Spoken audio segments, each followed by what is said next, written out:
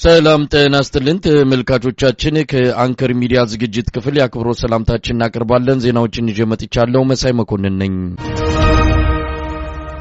በአማራ ክልል በተለያዩ አካባቢዎች የሚደረገው የህልውና ተጋድሎ ተጠናክሮ መቀጠሉ እየተገለጸ ይገኛል። ከፍተኛ ወታደራዊ ድሎች መገኘታቸውን ነው ከቀጠናዎቹ የደረሱን መረጃዎች የሚያመለክቱት። በጉዳዩ ላይ ዝርዝር መረጃ ላይ ካፈለን የዘውትር ተሳታፊያችን መስመር ላይ ይገኛል። በምዕራብ ጎንደር ዞን መተማ ወረዳ ሁለተኛ ከተማ በሆነችው መተማ ዮሐንስ ከተማ ላይ የፋኖ ኃይሎች በከተማዋ ሶስት ዋና ዋና መግቢያ በሮች ጎንደር በር፣ አዲስ ዓለም በርና ጋላባት በር በሚባሉት የከተማዋ መግቢያ በሮች ላይ ከፍተኛ ጥቃት በመፈጸም በአገዛዙ ጦር ላይ ወታደራዊ ክሳራ ማድረሳቸውን ዛሬ ማምሻውን የደረሰን መረጃ ያመላክታል። በተለይ የሚኒሻና አድማ ብተና ኃይሉ ከመከላከያ ጋር አብሮ ከፍተኛ ውጊያ እያደረገ የዋለ ቢሆንም የፋኖ ኃይሎች በእነዚህ በዋና ዋና መግቢያ በሮች ላይ በሶስት አቅጣጫ በተመሳሳይ ሰዓት ጥቃት በመፈጸም በአገዛዙና በሚኒሻ እንዲሁም በአድማ ብተና ኃይሉ ላይ ጥቃት መፈጸም መቻላቸውንና በተደረገው ውጊያም ከ24 በላይ ወታደሮች ሲቆስሉ 18 በላይ የመከላከያ ሰራዊት አባላት መገደላቸውን ለማወቅ ተችሏል። ጥቃቱን የፈጸመው አጣና ዋሴ እና ካራማራ ክፍለ ጦሮች በጋራ በመሆን ነው። በዚህ ከተማ ላይ በጣም የሚገርመው ነገር የአድማ ብተናና የሚኒሻ ኃይሎች ሸሽተው እንዲሁም የብልጽግና አመራሮች ሸሽተው በመከላከያ ካምፕ ውስጥ ለመጠለል በሄዱበት ሰዓት የመከላከያ ኃይሉ ወደኛ እንዳትመጡ የት ነው የምትሸሹት በማለት ወደ ሚኒሻዎችና የብልጽግና አመራሮች ላይ ተኩስ እንደከፈተባቸውና በመሐልም እርስ በርሳቸው ተዋግተው ቁጥሩ ያልታወቀ የሁለቱም ኃይሎች እንደተመቱ ነው መረጃዎች የሚያመላክቱት። በመተማ ከተማ ላይ እንግዲህ በጣም ቁልፍ ወታደራዊ ቦታ ነው። እቺ ከተማ ከሸዲ ከተማ ወይም ከዞኑ ዋና ከተማ በቅርብ ርቀት የምትገኝና ከሱዳን ኮሪደር ጋር የምታገናኝ ዋና መስመር ሆና ያለች የመከላከያ ኃይሉ 2 ሰዓት ባልሞላ ውጊያ ከተማዋን ለቆ ለተወሰነ ጊዜ የፋኖ ኃይሎች መቆጣጠራቸውን ነው መረጃዎች የሚያመላክቱት። በሌላ ዜና በምዕራብ ጎጃም ሽንዲ ወንበርማ ከተማ አቅራቢያ ዛሬ ከጠዋት ጀምሮ ከባድ ውጊያ እየተደረገ ሲሆን በሽንዲ ከተማ 5 ኪሎ ሜትር ላይ ርቀት የነበረው የመከላከያ ምሽግ ተመቶ ወደ ሽንዲ ከተማ ሰራዊቱ መሸሸቱን መረጃዎች ያመላክታሉ። በትናንትናው ዕለት እንዲሁም በስናን ወረዳ በተደረገው ውጊያ የአማራ ፋኖ ህዝባዊ ድርጅት በላይ ዘለቀ 206ኛ ኮር የተገኘውን ድል ዛሬ ሙሉ በሙሉ በቁጥርና በአሃዝ አስደግፎ አውጥቷል። ከ100 በላይ የመከላከያና በአጠቃላይ የአብይ አህመድ አገዛዝ ጥምር ጦር ከ100 በላይ እንደተደመሰሰና በርካታ ኃይሎች በፋኖ ቁጥጥር ምርኮ እንደተያዙና የነፍስ ወከፍ መሳሪያዎችም እንዲሁ በቁጥጥራቸው ስር ማድረጋቸውን አስታውቀዋል። በሌላ ዜና እንዲሁ በወሎ ቀጠና ዛሬ በደቡብ ወሎ ድላንታ ወረዳ ወገልጤና ከተማ ላይ ሰፍሮ የሚገኘው የአገዛዙ ጦር ላይ ጥቃት ተፈጽሞ ከባድ ጉዳት መድረሱን መላክቷል። እንዲሁም በሰሜን ወሎ ጃሮታና ኮልቦ በተባሉ ቦታዎች ላይ በተደረገው ውጊያ ከፍተኛ ትንቅንቅ ሲደረግበት የዋለ ቦታ ነው። በዚህ ውጊያ የአገዛዙ መከላከያ በከባድ መሳሪያ ሽፋን በመስጠት የአድማ ብተናና የሚኒሻ ኃይሎችን ወደፊት አስቀድሞ በኋላ የከባድ መሳሪያ ሽፋን በማቆሙ በሚኒሻና በአድማ ብተና እንዲሁም በፖሊስ አባላት ላይ ከፍተኛ ውድመት እንደተፈጸመ መረጃዎች ያመላክታሉ። በዛሬው ዕለትም እንዲሁ በሰሜን ሸዋ ቀጠና ደቡብ አማራ አሳምነው እዝ በአማራ እና በኦሮሚያ ክልል አዋሳኝ በነበረው የአገዛዙ ጦር ካምፕ ላይ በጋራ ሰፍሮ በነበረው የአገዛዙ ጦርና የኦሮሚያ ልዩ ኃይል ላይ ጥቃት ከፍተው ከፍተኛ ጉዳት ማድረሳቸውን ተመላክቷል። የኃይለ ማርያም ማሞ ክፍለ ጦር ሐሙስ ገሪያ በተባለች ቦታ አቅራቢያ ዘጎዶ ኪዳነ ምሕረት አካባቢ ጥቃት በመፈጸም ከፍተኛ ድል ማስመዝገባቸውንና ለዚህም በዋነኝነት ወደ ኦሮሚያ ድንበር ገብተው ማጥቃት የፈጸሙት ከዚህ በፊት ለበርካታ ጊዜ ከኦሮሚያ ክልል አዋሳኝ ቦታዎች ላይ የመከላከያ እና የኦሮሚያ አድማ ብተና ወደ አማራ ክልል እየገባ የፋኖ ኃይሎችን ለማጥቃት ሙከራ እያደረገ በአንዳንድ ቦታዎችም ላይ የተወሰነ የደፈጣ ጥቃት በመፈጸም ጉዳት በማድረሱ ያንን በቀል ለመፈጸም እንደሆነ አመላክተዋልኝ። ይህ በእንዲህ እንዳለ በደቡብ ወሎ ዞን የዋድላ ወረዳ ከተማ የሆነችው ኮን አንሻ ክፍለ ጦር እና የቀኝ አዝማች ተበጄ ወርቁ ክፍለ ጦሮች በጋራ ዛሬ ጠዋት 3 ሰዓት እስከ 11 ሰዓት በከባድ መሳሪያ የታገዘ ውጊያ ከተደረገ በኋላ ከተማዋን ሙሉ በሙሉ መቆጣጠር መቻላቸውን አስታውቀዋል። በዚህ ከጋሸና እስከ ኮን በተዘረጋው የውጊያ ግንባር የፋኖ ኃይሎች የወረዳዋን ከተማ ሲቆጣጠሩ የከተማዋ ነዋሪዎች በሙሉ ወጣው አቀባበል እንዳደረጉላቸውም ተመላክቷል። የ102ኛ አየር ወለድ ክፍለ ጦር በርካታ ኃይሉን መሐመድ ቢሆነኝ ክፍለ ጦር እጃቸውን በዛሬው ዕለት መስጠታቸውና አሁን እባካችሁ እኛ የፋኖ ኃይሎችን በሄድንበት አካባቢ ማጥቃት አልቻልንም፣ እንዲሁም በጣም እየደረጀና እየጠነከረ የመጣው የፋኖ ኃይል ለረጅም ጊዜ ሊዋጋን ስለሚችል እርስ በርሳችን ከምንዋጋ በማለት የአማራ ክልል የወረዳ የዞን እንዲሁም የክልል ባለስልጣናት ከመከላከያ ጀነራሎች ጋር በመሆን ህብረተሰቡን አስገድዶ ወደ ስብሰባ በማስወጣት ልጆቻችሁን ከውጊያ ሜዳ ወደ ሰላማዊ ኑሮ እንዲመጡ መልሱ በማለት ህብረተሰቡን ልመና ላይ ይገኛል። ከዚህ በፊት እንግዲህ 15 ቀን ሊፈጅብኝ ነው ቸውንም መሳሪያቸውንም አስወርጄ አንበረክካቸዋለሁ ያለበትን ቃል ትቶ ዛሬ የፋኖ ወላጆችን እና ቤተሰቦችን እና በከተሞች ላይ አዳራሾችን በመያዝ ህብረተሰቡን በግድ በማስወጣት በተደጋጋሚ ጊዜ በስብሰባ ልጆቻችሁን መልሱ እያሉ ወደ ልመና እንደመጡ መረጃዎች ያመላክታሉ። መሳይ በሌላ ዜና እንዲሁ በጎጃም ጎንቻና መርጦ ወረዳ በሚባሉት በጉንዶይንና መርጦ ለማርያም ከተማ ላይ የመከላከያ ኃይሉ በደረሰበት ጥቃት ከተሞችን ለቆ መሸሸቱንና አሁን በከተሞች ላይ የአድማ ብተና ኃይሎች በከበባ ውስጥ ሆነው ራሳቸውን እየተከላከሉ እንደሚገኙና የፋኖ ኃይሎች ግን ዋና መግቢያና መውጫ በሮችን ይዘው አሁንም ውጊያ እያደረጉ እንደሆነ ነገር ግን ውጊያ ከመደረጉ በፊት የመከላከያ ሰራዊቱ የመጣበትን ጠንካራ የፋኖ ኃይል መመከት እንደማይችል ሲገነዘብ ከከተማዋ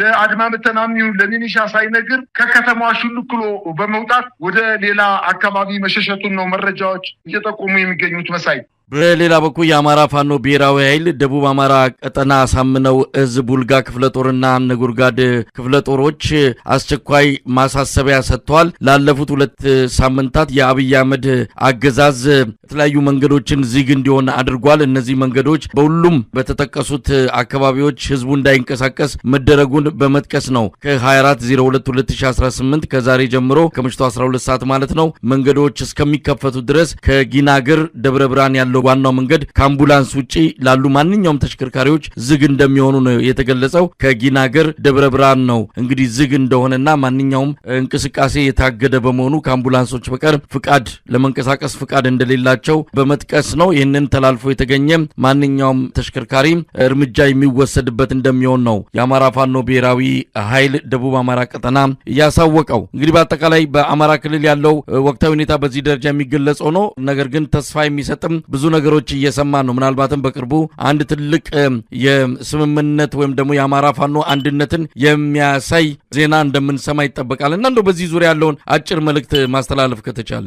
መሳይ አሁን የደቡብ አማራ ቀጠና የፋኖ ኃይሎች መግለጫ የሰጡበት ዋነኛው ምክንያት 2 ትልልቅ ምክንያቶች ስላላቸው ነው። አንደኛው ዋነኛው ምክንያታቸው የመከላከያ ሰራዊቱ እየፈረሰ ስለሆነ የራሳቸውን ወታደሮች በመኪና በመጫን ከከተሞች በመውጣት በህብረተሰቡ ላይ ከፍተኛ የሆነ ዘረፋ በመፈጸማቸው ይሄንን የፋኖ ኃይሎች በመገንዘቡ ህዝቤን አላዘርፍም በማለት የመኪና እንቅስቃሴ ከተደረገ እመታለሁ በማለት ነው መግለጫ የሰጠው። በሁለተኛ ደረጃ ጥቃት ለመሰንዘር የመከላከያ ኦራሎችን ወይም የመከላከያ ተሽከርካሪዎችን እየተጠቅመው እንቅስቃሴ ሲያደርጉ በርቀት በአርፒጂ በትልልቅ መሳሪያዎች በቡድን መሳሪያዎች እየተመቱ በመሆኑና የመንግስት መኪኖችን ትተው የግለሰብ መኪኖችን አውቶቡሶችን ሲኖትራኮችን ወይንም ሌላ የተለያዩ ሸልቶ መኪኖችን በመጠቀም ሲቪል በመምሰል ወደ ተለያዩ ውጊያ ቀጠናዎች መከላከያ ማበተናና ሚኒሻ ኃይሉ እንቅስቃሴ እያደረገ ጉዳት እንዳያደርስባቸው ለማድረግ ማገዳቸው ከፍተኛ የሆነ ወታደራዊ ጠቀሜታ ስላለው ነው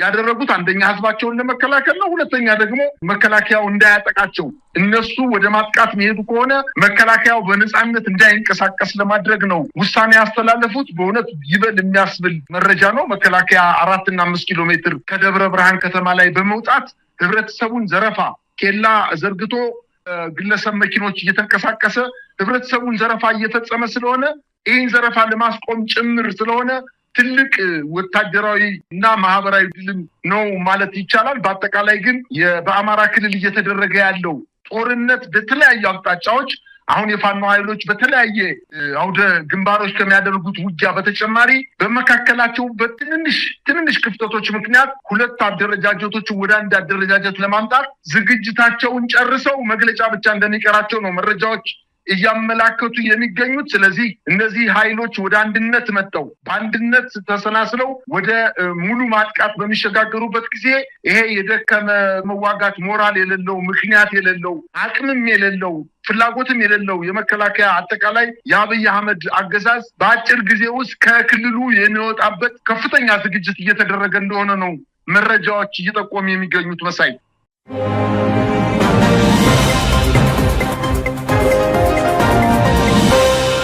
የአብይ አህመድ አገዛዝ በትግራይ ላይ ጦርነት ሊከፍት እንደሚችል ተገለጸ። የተለያዩ ተቋማት በዚህ አንጻር ያላቸውን ስጋት በመግለጽ የማስጠንቀቂያና ማሳሰቢያ መግለጫዎችን እያወጡ ይገኛሉ።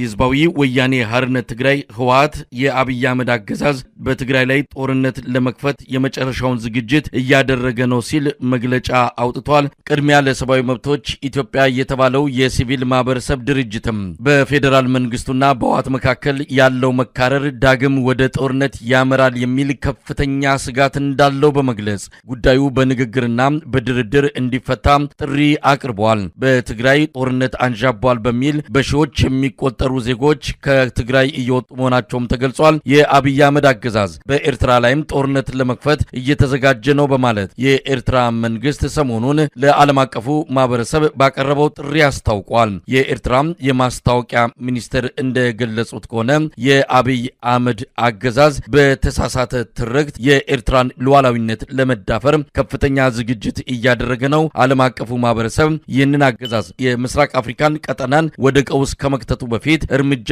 እንዲወስዱ ጥሪ ማድረጋቸውም ተመልክቷል። በትግራይ ያለው ወቅታዊ ሁኔታ እጅግ አሳሳቢ እንደሆነ የተለያዩ ተቋማት በመግለጽ ላይ ይገኛሉ። የአብይ አህመድ አገዛዝ ጥቅምት 24 ሰሜን እዝ የተመታበትን 5ኛ ዓመት አስመልክቶ በተዘጋጀ የመታሰቢያ ዝግጅት ላይ አሁንም ቢሆን በቀጠናው ያለውን ሁኔታ ለመቆጣጠር በተጠንቀቅ ሰራዊቱ እንደሚገኝ ነው ኤታ ማጆር ሹሙ ፊልድ ማርሻል ብርሃኑ ጁላ ያሳወቁት። የትግራይ ያለው ሁኔታ ወደ ጦርነት ሊያመራ እንደሚችል ስጋቱ እየተገለጸ ባለበት በዚህ ወቅት ነው የአብይ አህመድ አገዛዝ በከፍተኛ ወጪ የጦር መሳሪያዎችን በመግዛት የወታደራዊ አቅሙን እያጠናከረ የሚገኘው። የዘውትር ተሳታፊያችን በዚህ አንጻር አጠር ያለ ዘገባ ያቀርብልናል። ወደሱ አልፋለሁ።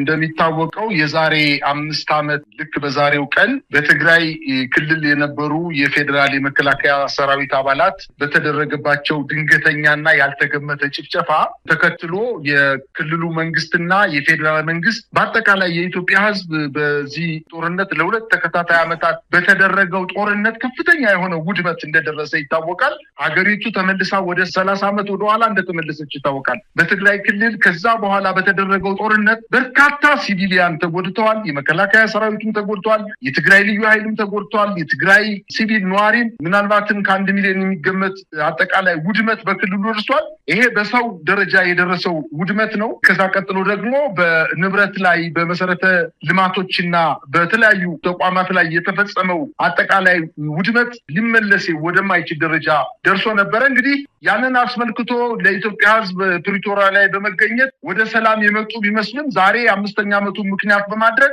ሁለቱም ጦር አውርድ የሆነ መግለጫ እየሰጡ ነው። የትግራይ ክልል ራሳችንን እንከላከላለን፣ የፌዴራል መንግስቱ ሊያጠቃን ዝግጅት እያደረገ ነው፣ የመሳሪያ ግዥም ስለላም በአንዳንድ በኩልም ወደ ክልሉ እየተጠጋ ሰራዊቱን እያስጠጋ እንደሚገኝና ራሳችንን ለመከላከል ዝግጅት አድርገን ጨርሰናል እያለ መግለጫ ሰጥቷል። የፌዴራል መንግስቱም እንዲሁ በመከላከያ ኢታማጆር ሹሙ አማካኝነት አሁንም ያንን ቀን አንረሳውም፣ ምንም ራሱን በሳሙና ታጥቦ እጁን በሳሙና ታጥቦ ከደሙ ንጹህ ነኝ አይነት መግለጫ ነው የሰጠው። በእርግጥ የአማራ ክልልን ጭምር ያወደመው የመከላከያ ሰራዊቱም ይሁን የፌዴራል መንግስቱም ይሁን እንዲሁም የትግራይ ክልልም ይሁን የአማራ ክልሉን አጠቃላይ ውድመት ሳያነሱ እርስ በርሳቸው አንዱን በመወንጀል ከፍተኛ የሆነ ጦርነት ለማድረግ ከፍተኛ ዝግጅት እያደረጉ ነው የሚገኙት። ዛሬ ይህን ተከትሎ እንግዲህ በዚች ሀገር ላይ ህግም ስርዓትም ሀገርም አብይ ብቻ በሆነባት ሀገር ላይ ያለ ገላጋይ አሁንም ወደ ጦርነት ሊገቡ እንደሚችሉ ከበቂ በላይ ምልክቶች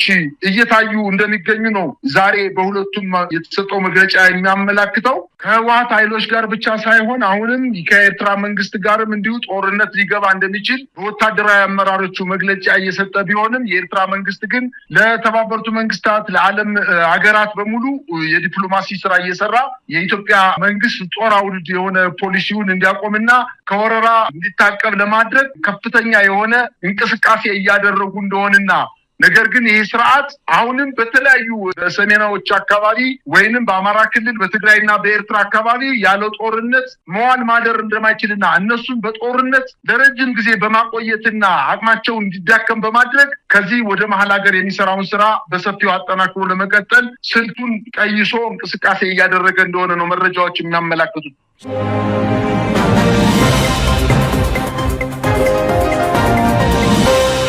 ስለ ምስራቅ አርሲው ግድያ ዝም አንልም የሚል የዓለም አቀፍ የኢትዮጵያ ኦርቶዶክስ ተዋሕዶ ቤተክርስቲያን እምነት ተከታዮች ዘመቻ መጀመሩ ተገለጸ። ፕሬዝዳንት ትራምፕ ለናይጄሪያ መንግስት ያስተላለፉትን ማስጠንቀቂያም ለኢትዮጵያው አገዛዝ እንዲያስተላልፉ የሚጠይቅ ዘመቻም መከፈቱ ታውቋል። በምስራቅ አርሲ በቀጠለው ግድያ ከ30 በላይ ሰዎች መገደላቸው ታውቋል። በሺዎች የሚቆጠሩ የኢትዮጵያ ኦርቶዶክስ ተዋሕዶ ቤተክርስቲያን እምነት ተከታዮች ቀያቸውን ለቀው እየተሰደዱ እንዳለም ተመልክቷል። የአብይ አህመድ አገዛዝ እስካሁን ስለ ጉዳዩ ምንም ያለው ነገር የለም። የኢትዮጵያ ኦርቶዶክስ ተዋሕዶ ቤተክርስቲያን ቅዱስ ሲኖዶስም አንዲት አነስተኛ መግለጫ ከማውጣት በስተቀር ስለ ጉዳዩ ትኩረት እንዳልሰጠው ነው ያገኘናቸው መረጃዎች የሚያመለክቱት። በምስራቅ አርሲ በቀጠለው ግድያ በትንሹ 30 ሰዎች ቢገደሉም ቁጥራቸው ከዚህ ሊበልጥ እንደሚችል ነው መረጃዎች የሚያመለክቱት። ፕሬዝዳንት ትራምፕ ሰሞኑን በናይጄሪያ እየተካሄደ ያለውን የክርስቲያኖች ግድያ አስመልክተው መንግስታቸው በአስቸኳይ ይህ ግድያ ካልቆመ ጦራቸውን ወደ ናይጄሪያ እንደሚልኩና ግድያውን እንደሚያስቆሙ ማስጠንቀቃቸው ይታወሳል። ይህን ተከትሎም የኢትዮጵያ የሲቪክ ተቋማትና የተለያዩ ድርጅቶች ለፕሬዝዳንት ትራምፕ መልእክት በማስተላለፍ ወደ ኢትዮጵያም ትኩረት በማድረግ የኢትዮጵያ ኦርቶዶክስ ተዋሕዶ ቤተክርስቲያን አማኞችን እንዲታደጉ አብይ ላይ ጫና እንዲፈጥሩ ጥሪ እየቀረበላቸው ይገኛል። የኢትዮጵያ ኦርቶዶክስ እምነት ተከታዮች በጀመሩት ዓለም አቀፍ ዘመቻም በምስራቅ አርሲና በተለያዩ የኢትዮጵያ አካባቢዎች በኢትዮጵያ ኦርቶዶክስ ተዋሕዶ ቤተክርስቲያን እምነት ተከታዮች ላይ እየተካሄደ ያለው ግድያና ማዋከብ በአስቸኳይ እንዲቆም ጠይቀዋል። ቤተክርስቲያኒቱ የወሰደችው እርምጃ የለም። የአብይ አህመድ አገዛዝ ከግድያዎቹ ጀርባ እጁ እንዳለበትም የተለያዩ መረጃ ምንጮች እየገለጹ ይገኛሉ። በጉዳዩ ላይ ከዘውትር ተሳታፊያችን ጋር አጠር ያለ ቆይታ አድርጋለሁ። እንግዲህ ዘመቻው ተጀምሯል። በትዊተር፣ በፌስቡክ፣ በተለያዩ ማህበራዊ ሚዲያ ገጾች ስለ ምስራቅ አርሲ ዝም አንልም የሚል መግለጫ ነው። የኢትዮጵያ ኦርቶዶክስ ተዋሕዶ ቤተክርስቲያን አባቶች በአስቸኳይ ከምዕመናኑ ጎን ካልቆሙ አባትነታቸውን እንሰርዛለን፣ ከዚህ በኋላ ጳጳሳቱ እኛን ወክለው የትም መናገር አይችሉም የሚል ከፍተኛ ቅስቀሳም እየተካሄደ ይገኛል።